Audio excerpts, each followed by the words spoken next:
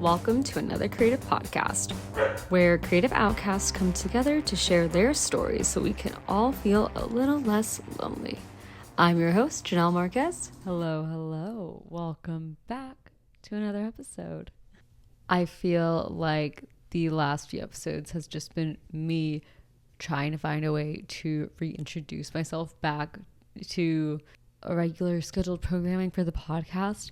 But honestly, life has just been so crazy. And while I gave you guys like a mini life update, today we're just going to kind of go a little bit deeper into the weeds and talk about what it's like to go through a career crisis as a creative. If you're new to the podcast, I have pretty much been working as a full-time social media manager for the last 3 going on 4 years, and it's pretty much become my whole life. I did spend the first 2 years of my career living and working as a workaholic, and it was very hard on my mental well-being, and I ended up going to therapy for about 2 years straight, just to like deal with some things not related to my career, but it also opened my eyes to some things that I was dealing with in my career, or just due to my career. And before getting into that role, I had just been doing photography on the side, on and off, for so many years. And I'd say like the last year, I had been balancing a career that no longer was fulfilling for me. When I say fulfilling, I mean like personally fulfilling, because I'm very grateful to have a career that gets my bills paid, that puts food on the table, allows me to live a comfortable lifestyle. And in this economy, I think we're all just very lucky to have stable jobs if you have one. But something was missing. And, this last year, I challenged myself to start a business and extend and advance my career so that I could build something much bigger than just me. After a year of just trying to make this work, I realized I didn't want to be a business owner when it came to social media management. I realized I enjoyed the luxuries that one has when you're an employee, because you don't have to deal with payroll or contracts really, or anything, just except for what you are hired to do. And when I originally came to this conclusion a couple months ago, I felt like a total failure. I felt like I let down everyone. I felt like I wasted so much money. But then I hit a mental roadblock. And for lack of better terms, I had a breakdown. I was in a mentally deep, dark place, and I just could not see my way out of this situation. So I knew something had to give. Closing down the first big chunk of my business was a decision I didn't want to make, but I had to. And I'm not proud of the decisions I made when it came to having to do this, but it's something I needed to do. So what's left of my small business creative outcast? Well, right now I'm only doing photos and portraits. That's just it. I have no interest in doing anything other than just that, because that is the only service that I feel like I have enough energy to provide. And it is also something that I still enjoy doing. So you need photos, you need portraits, hit my line. And while all this was happening, I also knew that I needed to do something else for myself as a creative. And one thing that I kind of hate about being a creative person in general is just that, like, because of the day and age we live in, I feel like we have to find ways to constantly monetize the things that we're good at. And as a creative, like, that's your art. And earlier this year when I started this podcast, this was my one thing that I was doing that I was not going to monetize. It was just something I was just doing purely for the sake of just doing it for myself. And I've decided this is still something I want to continue to keep and do at just as that. But I also wanted to challenge myself to explore other career opportunities. And whether that means it's something I end up fully diving into and it being my full-time job, maybe, possibly, who knows? Or maybe I pick up something that is just another hobby. Me being who I am, I decided to look into becoming a tattoo artist. And after a lot of research and talking to some people, I realized it wouldn't actually be the craziest thing to look into becoming a fine line tattoo artist. And I understand that there are a lot of mixed opinions on the internet about fine line artists and, you know, these types of tattoos not aging well or them not even being considered real artists. But the more I spoke to people who are actually in the industry, I just realized it's just another thing that people specialize in. And I realized it's something I could totally see myself doing. I am self-motivated. I'm creative. I have an artistic eye, artistic hands, and I'm very diligent when it comes to the work that I do. So one day I signed up to receive my fine line tattoo certification, and I received the most wonderful training. And by the time you're watching this, I can call myself a fine line tattoo artist. I'm a beginner. I'm still learning. So as of right now, I'm just now offering a flash sheet, and you can head over to my Instagram. I'm going to put it right here on the screen. It's at tatsbynell, and you can go and book an appointment with me if you'd like to get anything done for my flash. So that was kind of the quick version of that. I think I just have a lot of anxiety talking about it, if I'm being honest, just because this is something I am doing on the side of having a full-time job, and it's a lot more time consuming than my other business just because it's a whole other industry. It's a whole other field. There's so much more prep work. I'm still learning. So I'm still practicing pulling lines. I'm still practicing on fake skin. I'm still trying to build my confidence and, most importantly, my portfolio. I've officially done 3 tattoos on skin.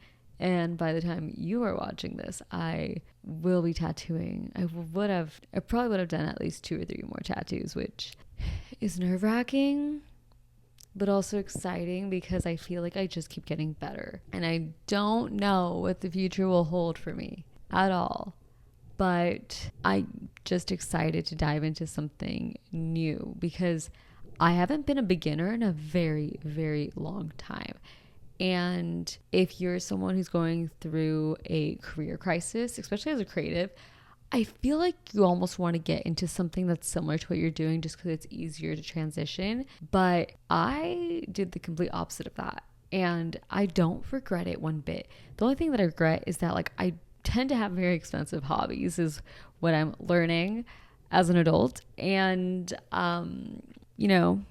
the tattoo industry, not a cheap one. And I'm starting from ground zero, but I'm doing the best with what I have.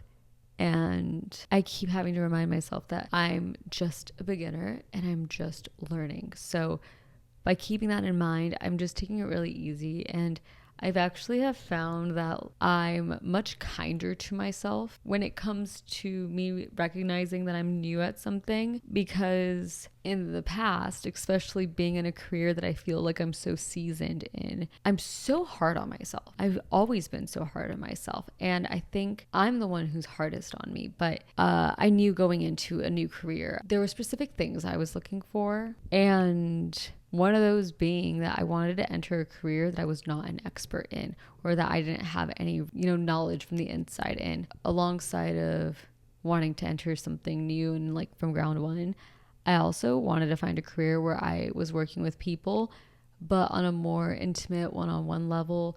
That was really important to me. And it's just because like working in social media, I do get to interact with people. I do get to go into social settings, but a majority of my time is actually spent staring at a computer screen. And I just find that when it comes to like my day-to-day interaction, I don't think I want to spend a majority of my time staring at a screen, really. And, the last thing, and this is one that I don't think I've really ever talked about, but the last thing that I really needed this like career change to include was just a separation between work and like work Nell and Nell at home. And that's something that I've considered, is that if I really feel like I need to work at a shop so that I don't have to have my work in my home, I have that option as a tattoo artist. And yeah, I think that's just about it. Anywho, those were just like my wish list of a career, like for a career that I wanted to explore.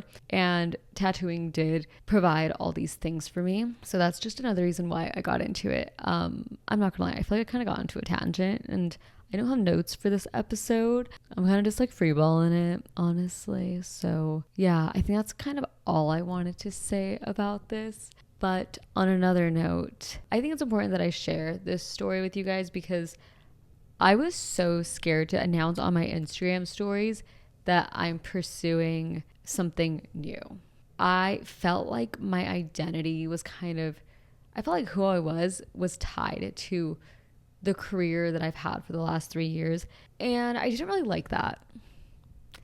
I felt, and more recently, like this last year, I felt like because of the career I had, people weren't seeing me for just who I am. They were only seeing me for what I could provide them with. And that sucks because I know that's not true, but it's just a feeling I kept having. So I felt like if I could pursue any other hobby or any other career, I wanted it to be something that could just live on its own. And I also just wanted to be passionate about what I do. I wanted to be excited to wake up every day and know that my work wasn't something that wasn't just work, if that makes sense. Right now, my career in social media, it's what it is. It's a job. And in this stage in my life, I need it to just be that. And for so many years it wasn't, but it took me a while to kind of get to this point where I'm okay with where I'm at in my full-time job and I can let my job be my job. I can take PTO and not freak out and wonder if the world's going to stop spinning just because I took time off. And because I now have that mindset surrounding my full-time job, I feel like I'm having a healthier relationship with it. And with that changed mindset, it also made me realize it's not something I want to do forever. And because I've come to that realization, that's what opened the door to let me freely explore something new. I felt like I could try something new and be bad at it and continue to get better and not be so hard on myself because my income's not reliant on this one thing that I'm just learning at and I'm new at it. I have that with my current job and I still enjoy the work that I do. It's just not what I want to do forever. And that kind of brings us around to like where I'm currently at, which is I'm trying to figure this all out. I'm literally a creative with a career crisis. This is nothing new. I'm not going to lie. Before exploring another career, I truly thought like maybe this feeling means maybe I just need to do something like crazy, like get my septum pierced again or dye my hair blonde. Trust me, I've done all these things. And I always come to the realization that like I probably don't need another piercing. I might do it again actually. But we don't need to cut bangs. I don't need to go blonde. These are lessons that at the ripe age of 27, I've officially learned. Yeah, not mad about it. Just, it took us a while to get here. But we made it.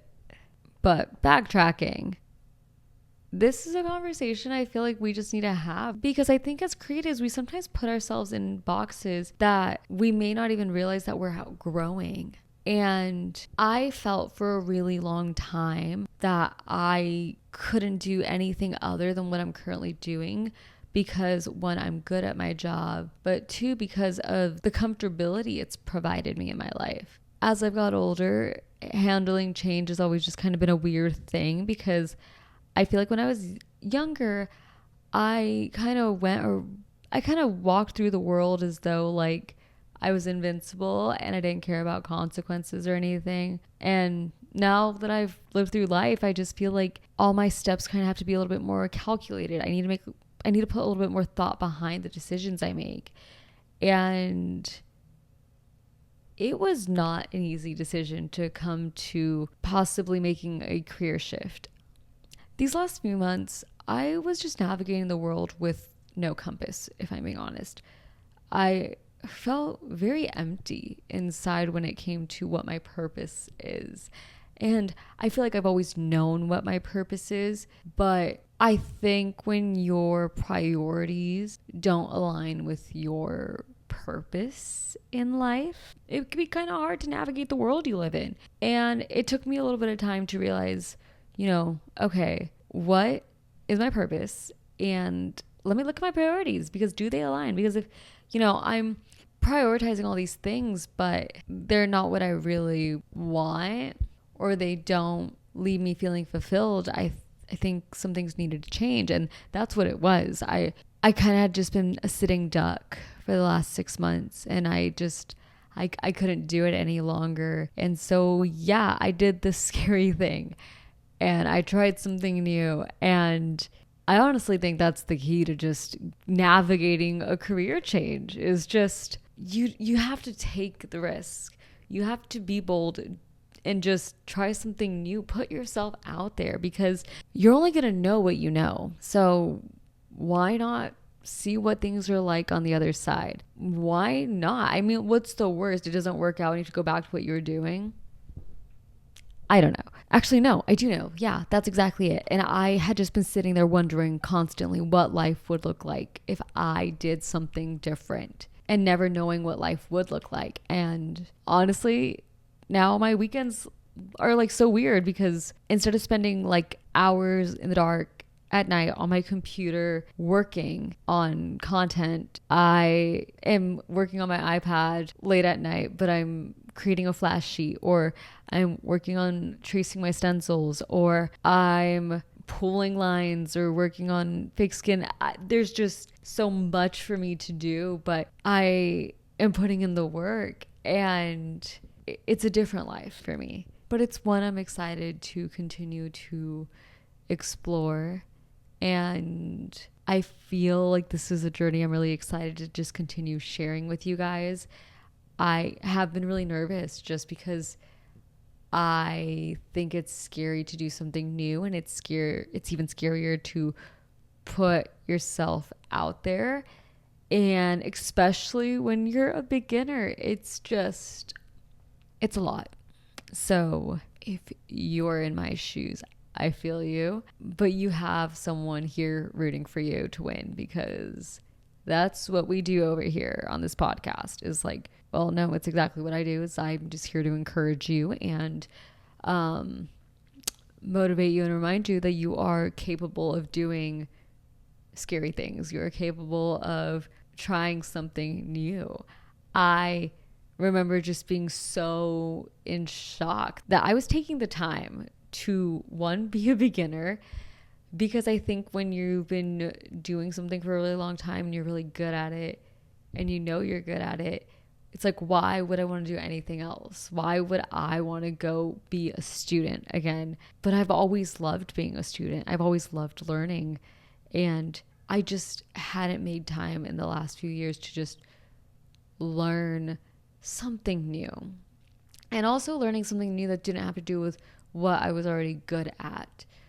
So like learning new editing skills, or trying different photography styles, like all that is just related to my current career.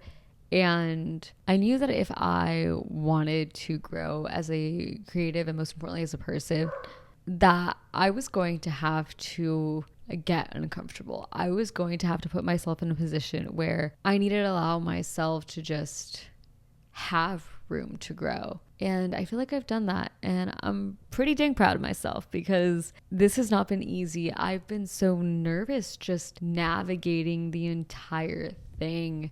If you can tell, my body language is so awkward in this video because this is weird for me. If you're listening to this on audio, you're probably just going to notice that I can't stop rambling. But before this episode ends, I just want to leave you with a couple reminders and let you know that, like, if you're thinking about trying something new, go for it.